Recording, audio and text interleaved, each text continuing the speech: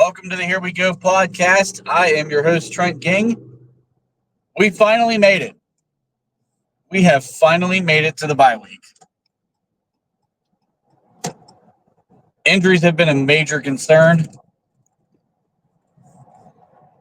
Hoping to get everybody back healthy after this bye week. We had Cam Sutton after the bye week. But I don't think you could have scripted this thing out any better, even if you didn't know the extent of the injuries that we faced. We are officially 6-2 going into this bye, in sole control of first place of the AFC North. And Russell Wilson has definitely brought a spark to the passing game in this offense.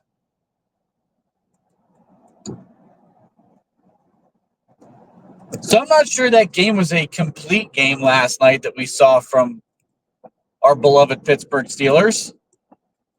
So I'm going to talk about the good, the bad, the ugly, and I'm not going to do a full show on this because obviously Colin and I will be recapping in a more in-depth capacity tomorrow. So I'm just going to kind of give some snap reactions to what I saw. The good. Obviously, I'm going to start with Russell Wilson. Thought Russell played a really good game once again. This Giants team, once again, missing two of its top corners, two top secondary guys. But I'll tell you what, the Giants still got some pass rush. I think they were leading the league in sacks or second in the league in sacks going into that Monday night game. And they definitely still have some pass rushers. No Kayvon Thibodeau, but Brian Burns played. I know he was banged up.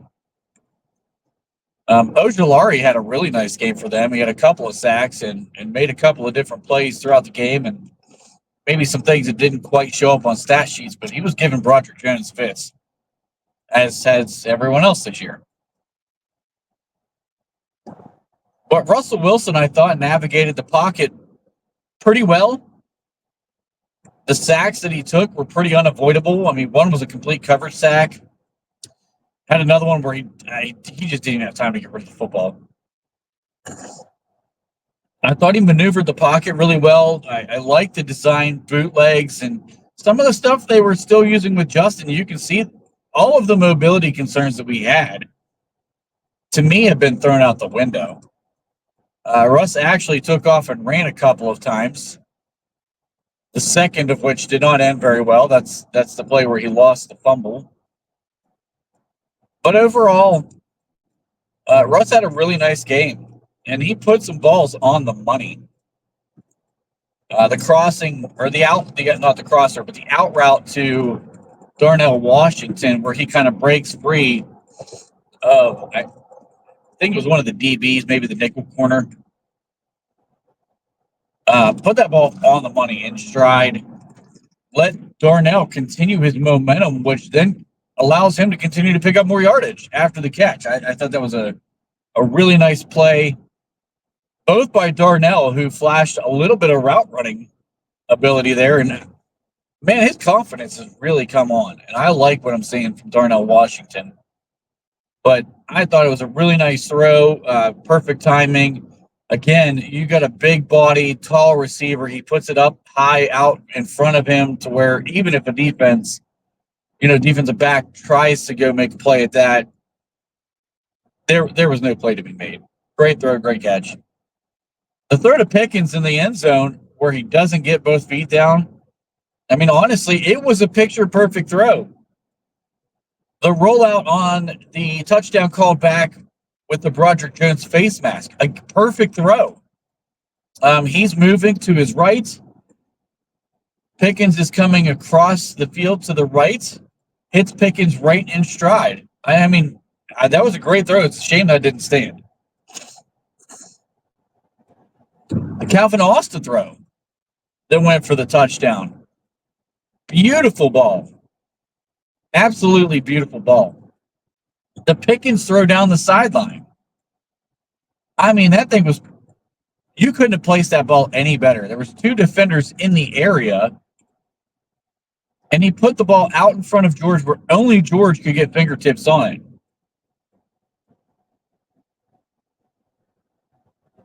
I mean, he had. I don't want to nitpick too much. I mean, you could argue the Scotty Miller throw should have been out in front more, and to me, that's Russ maybe not playing with Scotty Miller as much as some of these other guys he's seeing on the field more consistently. Maybe he just misjudged Scotty Miller's speed. Maybe it was just an underthrown ball. I mean, it happens. These guys aren't perfect. Scotty still had an opportunity to catch it. I think he lost it. I think the body of the defender kind of shielded the ball from his vision, but I mean, it went through his arms. So it's still a catchable ball, even though it was a little underthrown. So I'm not sure that's a complete knock on Russ. The Van Jefferson ball, listen, Van Jefferson had a really nice game in this game. I've been hard on Van. Van had a really nice game. That adjustment, when you see the replay, when he's going to the ground and he's looking to try to cradle the ball, and the defender's arm is completely across his face mask, there's no way he saw that thing coming. That's a very, very difficult catch, and Van comes up with it, and it was a big play. I think that was on a third down, if I'm not mistaken, which kept a drive alive. So, Russ made all the throws. There was no rust like what we saw in the first game at the beginning. And it was interesting. I was talking to somebody, and I said, I don't think we've taken more than 2 throws downfield. I only remember at one point 2 throws going past the 10 yards. And then 2 minutes after I say it, it's like the freaking floodgates opened up and they start taking all these shots, and just Russ starts unleashing the ball. And the offense started moving again. I mean, and the run game was doing fantastic in the first half. But we kept throwing all these like checkdowns and not really like moving the ball as well in the pass game as I think you would have liked to have seen. The run game was doing fantastic. Najee had like 80 yards at halftime.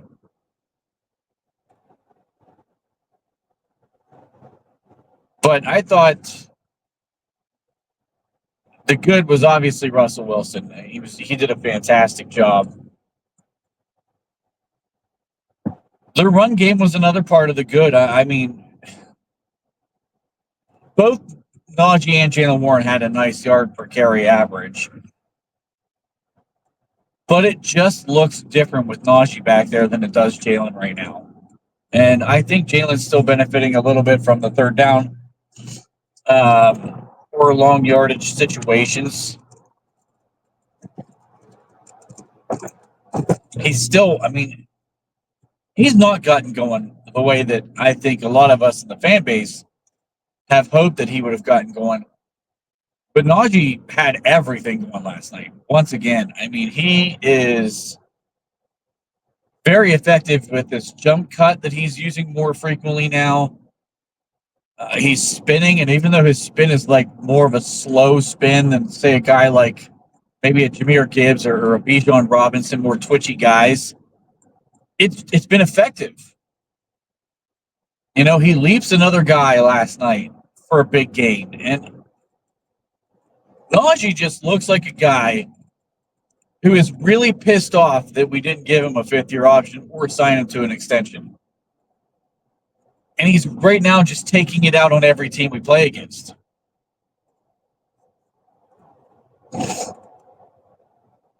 And I know the ship has probably sailed. There's some remote chance that they do a deal with Najee Harris after this season. But, man, I want to keep him in the offense the way that he's playing right now. Like, I really do. I think Najee's playing fantastic. 3 games in a row with 100 yards or more. And he had scored in each of the other 2 games prior to last night. He just looks like a different guy back there. And part of it is because he's getting a little bit of room to run right now. I think that is a large part of it. When you have the Raiders, the Jets, and the Giants all back-to-back weeks, you can have better games because none of them are very good teams. But it's not even just about that. I've thought Najee's gotten stronger all season, regardless of opponent, and he just looks like he wants it right now. And I don't know. I really like what I've seen from Najee Harris. So let's move on to the bad. There was a lot of good to talk about in this game. Calvin Austin. Let me jump to special teams real quick before I go to the bad. The special teams unit is doing something that I can't remember happening in Pittsburgh in my lifetime of watching the team. Every single week, this unit is showing up with a big play. I think they've blocked 2 field goals, an extra point, blocked a punt, and now Calvin Austin returns one for a touchdown on a 72-yard punt return. I don't know what the hell Danny Smith is doing, but I hope he keeps it going the rest of the season because this unit is just hungry to make a play. And it's like, as a fan, I'm almost like starting to expect something to happen every game. I mean, the Giants lined up for that field goal to tie it at half, and I'm thinking, man, are we going to get a block here? Like, this would be a great time to get a block and just shut down this momentum. And they're getting the ball in the second half, and maybe we get a 3 and out and just open this thing up a bit. And that it didn't happen, but the fact that I'm like starting to question whether or not we're going to get a block, not a matter of like, boy, I really hope we possibly have a chance to get in there and make a play here. It's almost becoming like an expectation that something crazy happens on special teams every single week. So credit to Danny Smith and that entire unit because it's different guys each time. Minka Fitzpatrick should have really blocked the one that was called back. It should have been 2 blocks in the last game against the Jets. Man, it's incredible. And it's guys that are starters. It's guys that are role players. It's guys that are backup players that are only on here, special teams ace. And the guy who's usually the catalyst, Miles Killebrew, hasn't been the one who's done anything yet. So it's like, he's going to get one at some point. I mean, death taxes and Miles Killebrew blocking a punt are like all guarantees in life. It's just been remarkable what this unit has done. So, again, hats off to him. Calvin Austin had a great game yesterday, 2 touchdowns for him. Kind of a coming out party, and I feel like that was the Calvin Austin we've been waiting for since he was a rookie to flash that speed. And Calvin keeps getting open. I mean, there was another play where Russ is, probably could have hit him, but then he had to maneuver in the pocket because he felt pressure coming, and then he missed the window, and then he tries to hit him late, and Isaiah Simmons gets a hand on the ball. And look, Calvin Austin keeps showing up on tape. This is why I think Roman Wilson is going to have a lost season because what Calvin Austin is doing, I don't know that you're going to get that from Roman Wilson right now, or any more out of Roman Wilson. Calvin's getting open. He's making plays. He plays special teams, at least in the punt return game. I don't know. I really think Roman Wilson's going to be done for the season. I think it's going to be a redshirt year. But Calvin Austin had a great game. So the bad. So this star-studded defense that we would hope would shut down everybody. It's not that they gave up a lot of points, but I felt like this was the bend but don't break defense that we had seen a couple of years prior. And we are just so reliant on splash plays right now that, man, when you go against a guy like a Patrick Mahomes, or even a guy like Lamar Jackson, Joe Burrow, are you going to rely on splash plays against those guys on the back half of the schedule? I think you're comfortable saying, yeah, we're going to get them against a guy like Jameis Winston, You might be able to bait a guy who's a rookie, even though he's playing so well. But Jaden Daniels, he's 77% of his throws are first read throws. Maybe you design something up to jump that first read route, and then you get a pick against him, and you still rely on the splash a bit. But I don't like this team just solely relying on splash plays because he got gashed in the run game yesterday. Tyrone Tracy ran hard, and I thought a large part of why he got so much yardage was you had 3 guys around him, and none of them wrapped him up. You had all 3 ripping at the ball. At some point, someone's got to tackle. I love that we're so turnover-minded as a team and that we feel like we can get that ball at any given time. But I'll tell you right now, the last full series for the Giants, if T.J. Watt doesn't do T.J. Watt-like things, the Giants had a real shot to tie this thing up because they were driving. They had already passed the plus side of the 50 and had a real opportunity to score and possibly get a 2-point conversion. Daniel Jones picked the wrong side of the field to throw to on that first down play where he throws it to Slayton. And then TJ and Alex get some pressure, flushes Daniel Jones, and TJ makes a great play to come back and kind of get that little chase down tackle of his, tripping up Jones, limiting that to a 1-yard play. And quite frankly, the Giants just screwed up because on 3rd down and 9 at that point, why in the hell are you leaving TJ Watt one-on-one? It's mind-boggling every single time. There's a big moment in the game. It's late in the game. It's a 3rd down, and a team's like, oh, yeah, we're going to let a guy who's getting torched by TJ Watt, we're just going to let him go one-on-one. He wanted to be on an island. Here's his moment. And what happens? Strip sack, fumble, TJ recovers it, game over pretty much. We go, score it, seal it up. It is what it is. We didn't score. We scored previously. He gets strip sack, fumble, that seals it. Run the clock out, essentially. But I just, there was no reason the Giants should have been in that game. Daniel Jones was getting beat up. Alex Highsmith played a phenomenal game. And I mean an absolutely phenomenal game. Hubbard just was on skates all night. They tried to chip. They didn't double team him at all. Daniel Jones probably had nightmares about 56 coming off the edge because he planted Daniel Jones quite a few times. And I mean, they're trying to run some quick wide receiver screens, and Alex is still hitting him. And then the one play he doesn't rush on the 2-point conversion, he blows that up. I mean, I thought Alex Highsmith had a phenomenal game. I really did.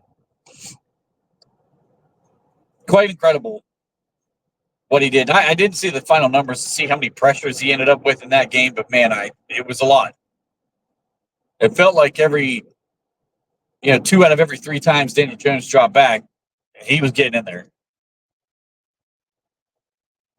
Great game by Alex Highsmith. Cam Hayward, I thought, played a pretty decent game, too.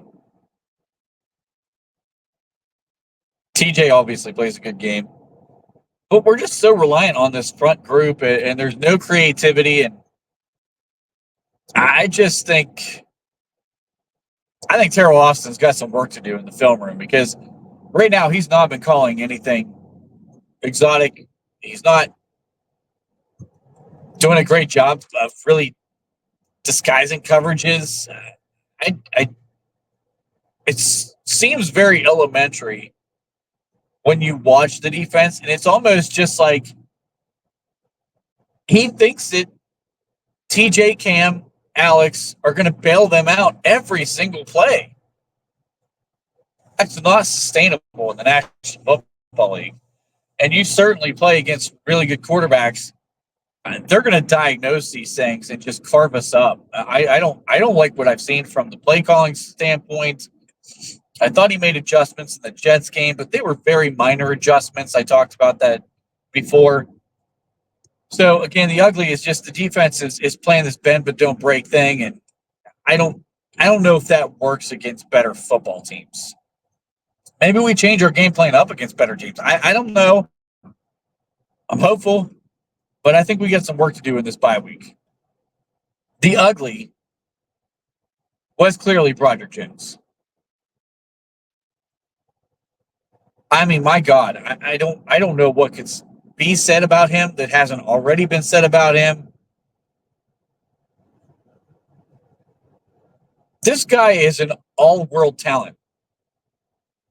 GMs were salivating over his potential, his height, his length, his build, his measurables. I mean, he was kind of one of the talks of the combines on the offensive line group, and he fell down to 15 only because of he's not a polished guy and didn't have a long track record in college, 1-year starter. And it shows. And he's really struggling. Struggling is not even the right word. I mean, he's just downright been terrible. And I really have been saying that I think Broderick Jones is still going to become a good player. But my God, how long can you let a guy just get beat on like this before it absolutely destroys his confidence and he never becomes the player that he's destined to be?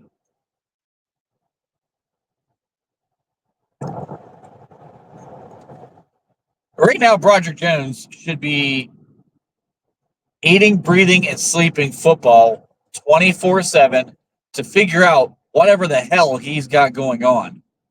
Technique isn't good. He's not.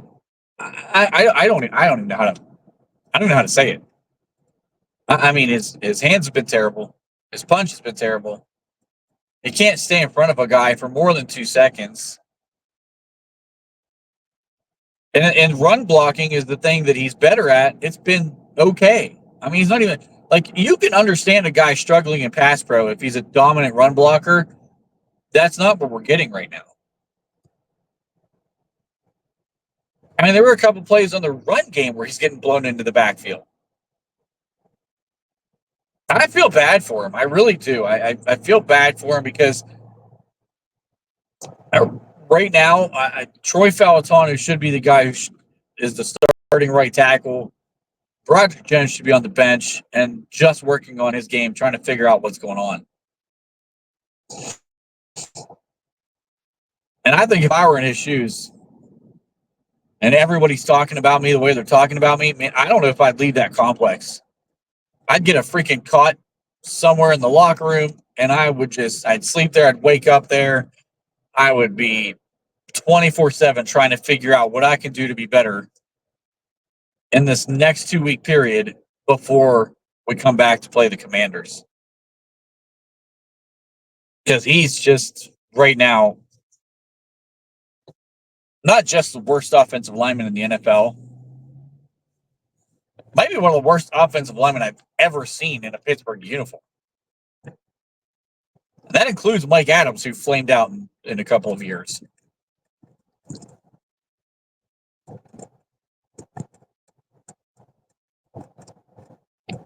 I don't know right now if Dylan Cook's not a better player at tackle or a better option.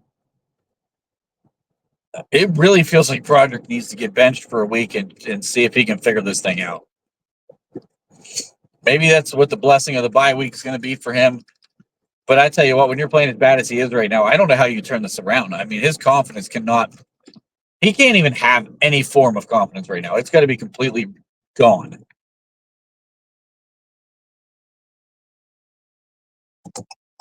I hope Pat Meyer, Arthur Smith, Mike Tomlin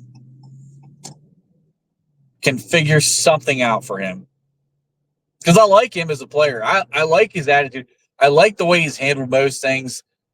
I didn't like him coming back on social media after the Raiders game. I think it was the Raiders game, and kind of like clapping back at fans and this and that. But I think you could safely say the way he's handled pretty much everything that's been thrown at him, he's done with class. He seems like he's a great teammate. He's a very talented guy. He just can't put it together right now. And so I still have high hopes, but there's concern certainly drawing in, because this isn't just playing bad. He's drastically regressing. And that's why I feel like it's got to be in part, a large part, a confidence issue. It just feels like he second guesses everything he does on the football field right now. And in the NFL, you just don't have time to second guess. These guys are too fast, too big, too strong, and too good with their technique. So if you second guess, you've already lost. I don't know if that's it, but to me, it feels that way. I hope he figures it out, because I would really love to see him bounce back and have a dominant game at some point, and hopefully turn things around. I like the kid.